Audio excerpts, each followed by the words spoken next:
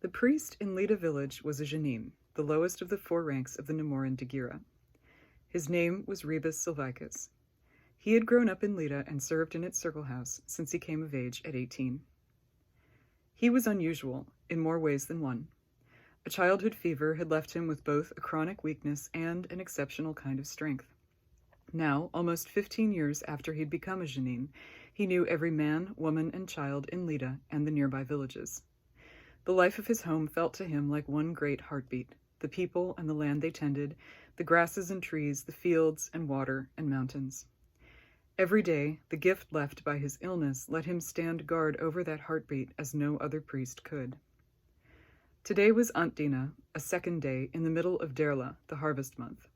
The sun had just cleared the horizon. Swatches of butter-yellow light lay across Lida's cobbled streets when Ribas and his wife Mariut left the Janin's house. As they did every Derla, they were going up to his mother's farm on the northern edge of the village to help with the harvest for a few days. Ribas's nemesis, the heart weakness and chest pain left over from the worst time of his childhood, had kept him awake most of the night before.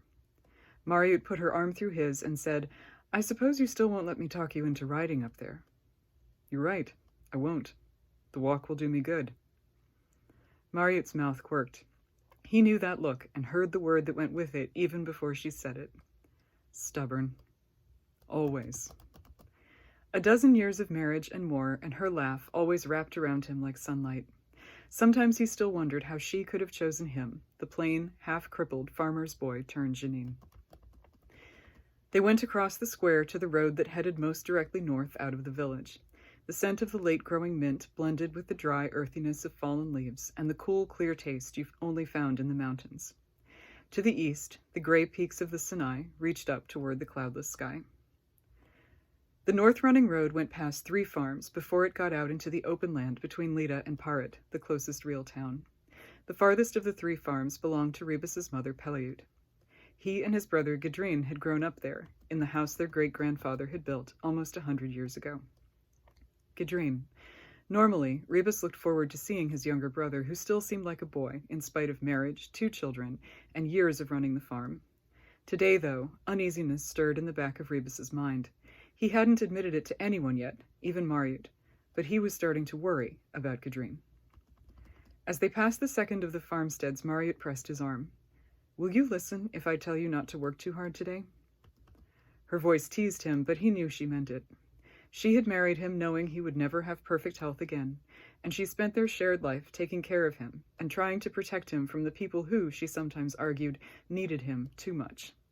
He already looked older than he was, with his brown hair fading to silver, but he promised himself every day that he would make it into old age. Now he smiled down at her. "I'll be careful." "You'd better." A clean, new split-rail fence marked the edge of Peliud's land.